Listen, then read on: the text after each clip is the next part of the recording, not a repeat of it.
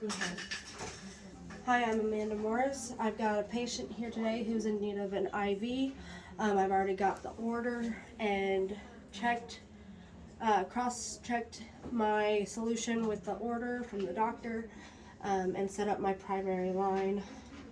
I've already spiked it and got the drip chamber set up, and the line is primed.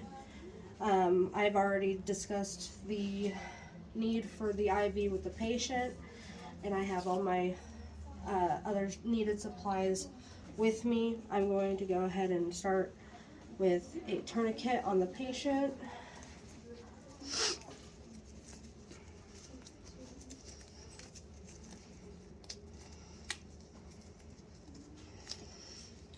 And then I'm going to grab alcohol wipe and find where I'm gonna put my IV. I'll start in the middle and clean outwards in a circular motion and let that air dry. While that's air drying, I'm going to come over and grab my extension line, and I'm going to go ahead and set it up to prime so it is ready.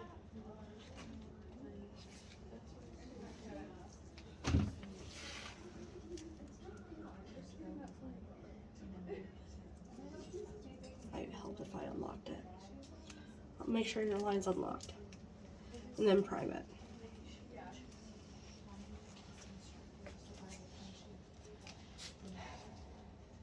Then I'm going to grab my needle for my IV. Make sure I'm bevel up. Oh, and it broke, And I need to poke through the skin till I get blood return.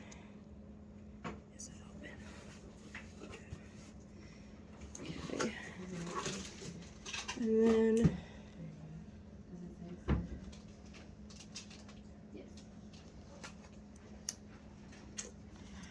once I get blood return, I want to hold that catheter in place.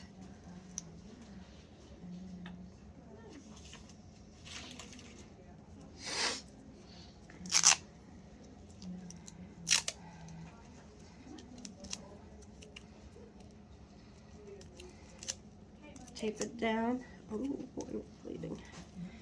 Okay.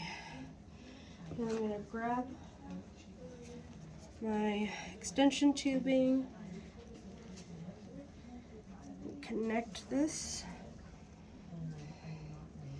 unlock and flush it into the IV site, and lock it up again.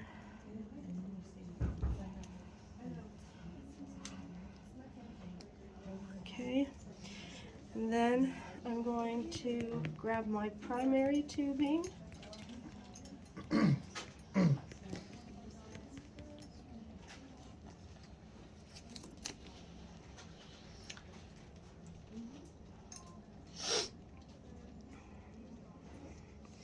And keeping the hub sterile, I'll make sure that I wipe it down. I will also wipe this one down, and then I will connect them.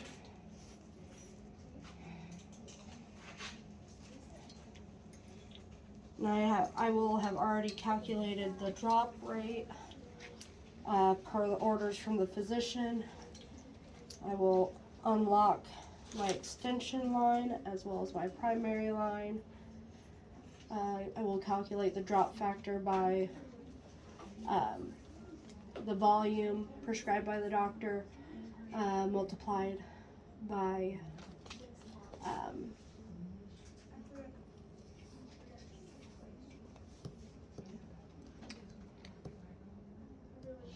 multiplied by the drop factor, and then divided by 60 minutes. And then I will grab my dressing.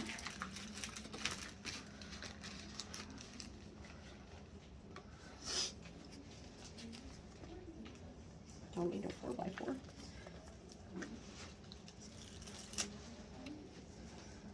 And I will make sure to not cover up the hub so that it can be changed. I will remove this.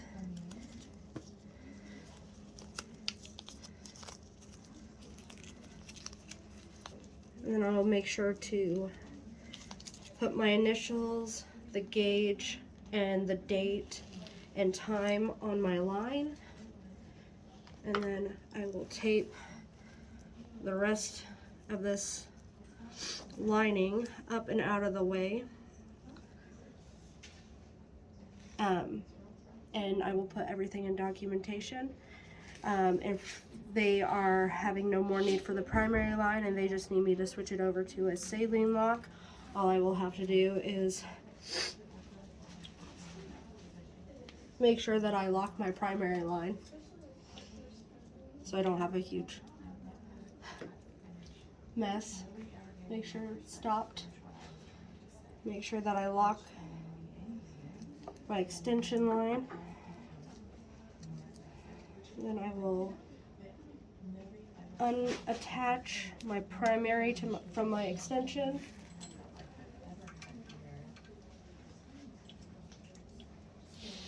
And I will place a sterile green cap on to my saline lock. Maybe.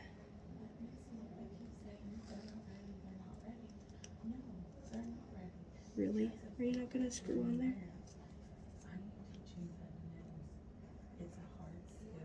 Okay, we're gonna pretend that this is screwing on there. It is not. And then I will also document that it is no longer a primary, that it has been changed to a saline lock. And then when I get the order to discontinue the line altogether, I will go to the patient and let them know that they are no longer needing the saline lock and that it is time for me to remove it. So I will take hexidine wires, chlorhexidine wires, to help ease the removal of the adhesive dressing, because this can be very painful. You will want to make sure that you have a couple 4x4s with you.